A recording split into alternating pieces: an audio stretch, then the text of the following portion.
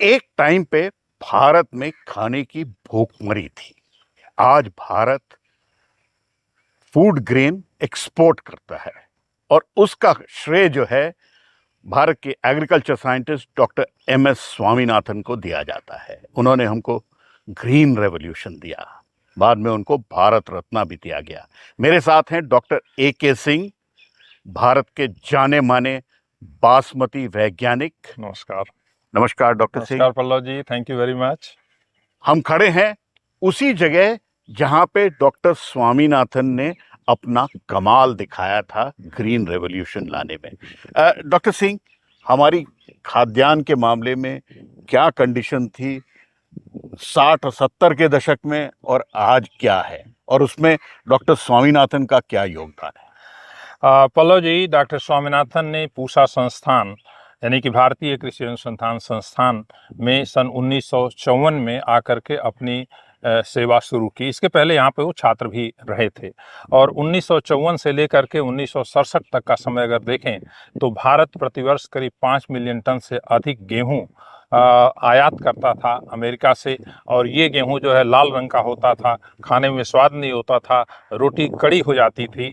और उस शिप गेहूं टू को माउथ की बात टू माउथ की बात की जाती मैंने थी। भी राशन की लाइन में खड़े होकर अम्मा के साथ खरीदा है वो गेहूं। तो उस गेहूं के ऊपर हम लोगों की जो फूड सिक्योरिटी है वो आधारित थी।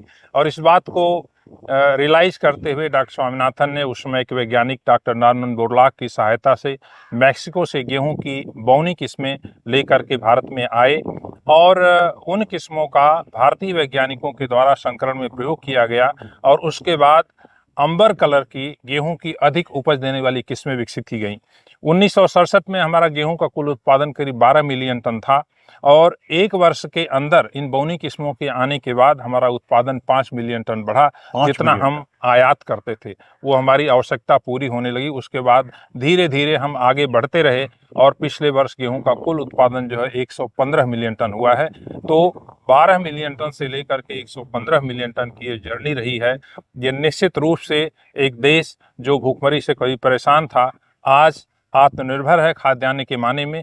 और उतना ही नहीं बल्कि दूसरे जो जिनकी आवश्यकता है उन देशों को गेहूं या अन्य फसलें निर्यात करने की स्थिति में है। डॉक्टर स्वामीनाथन ने हमको ग्रीन रेवोल्यूशन दिया, बाद में वो एवरग्रीन रेवोल्यूशन की बात कर रहे थे। और हमारे पीछे ये सुंदर पैडी की फील्ड्स हैं, खुशबू भी बहुत अच्छी है। थोड़ा उसके बारे में बताइए। डॉक्टर स्वामीनाथन का हमेशा ये कहना था एवरग्रीन रेवोल्यूशन के बारे में, जिसको हम सतत हरित क्रांति कहते हैं। तो सतत हरित क्रांति का उनका लक्ष्य ये था कि हम उत्पादकता बढ़ाएं, लेकिन हमारा जो इन्वायरमेंट है, हमारी जो ज़मीन है, हमारी जो जल है, हमारा जो जलवायु है, इसके ऊपर कोई प्रतिकूल प्रभाव न पड़े और इसको साथ में ले करके हम उत्पादकता बढ़ाते रहें ताकि हमारे देश की आवश्यकता जो है पूरी हो। यही डॉक्टर स्वामीनाथन का सतत हरित क्रांति के बारे में, एवरग्रीन रेवोल्यूशन के बारे में सपना था और हम लोग उस दिशा में अग्रसर हैं। प्रधानमंत्री नरेंद्र मोदी के टाइम पे डॉक्टर स्वामीनाथन को भारत रत्न मिला।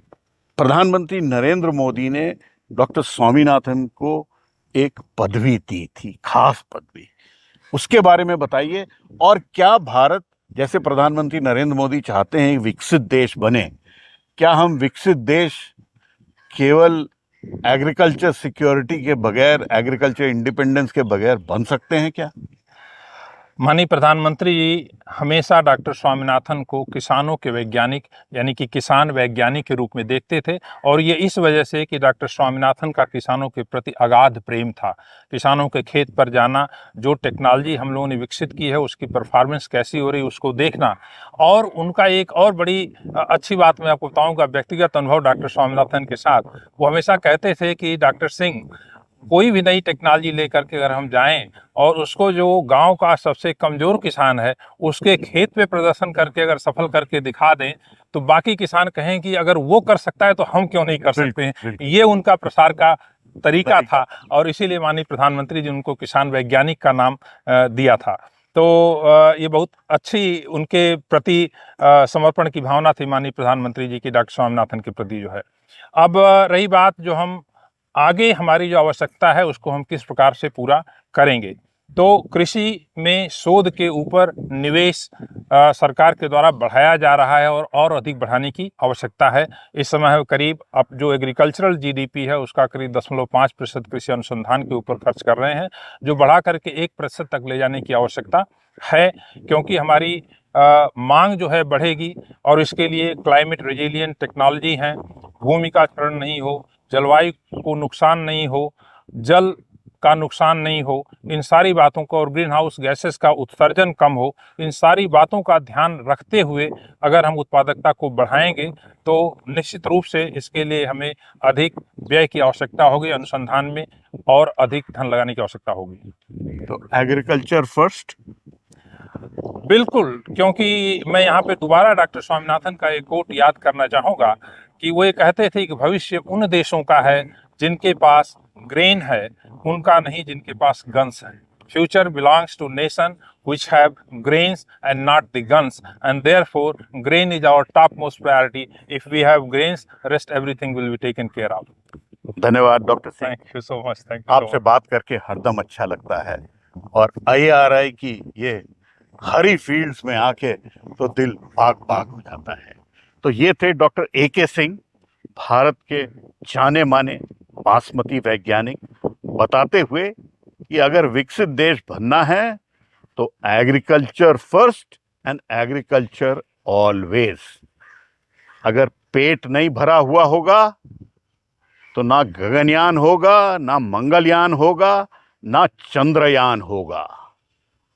पहले पेट भरना जरूरी है। यहाँ इंडियन एग्रीकल्चर रिसर्च इंस्टीट्यूट के खेतों के बीच से, नई दिल्ली से पल्लव बागला, NDTV इंडिया के लिए।